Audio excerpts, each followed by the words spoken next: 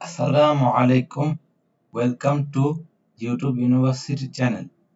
আমরা পাওয়ার বিআইতে যে ডেটাসেটগুলি নিয়ে কাজ করি সেই ডেটাসেটগুলিতে অনেক সময় এরর থেকে থাকে।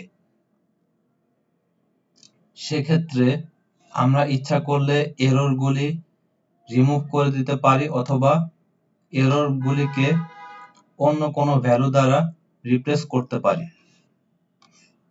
ধরুন এই কলামটির কোনো এরর থেকে থাকলে সেটি রিমুভ করব। তাহলে কলামটির হেডারের উপরে ক্লিক করব। ক্লিক করা অবস্থায় তারপর রাইট ক্লিক করব। তারপর আমরা রিমুভ এররসে ক্লিক করব।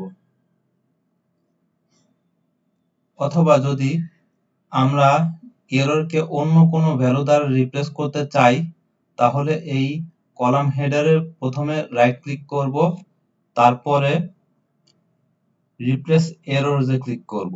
তারপর এখানে বলছে enter the value which will replace errors in the selected column। এখানে এররকে কোন ভ্যালু দ্বারা রিপ্লেস করতে চাই সেই ভ্যালুটি লিখব, তারপর ওকে তে ক্লিক করলে এররগুলি সেই ভ্যালু দ্বারা রিপ্লেস হয়ে যাবে।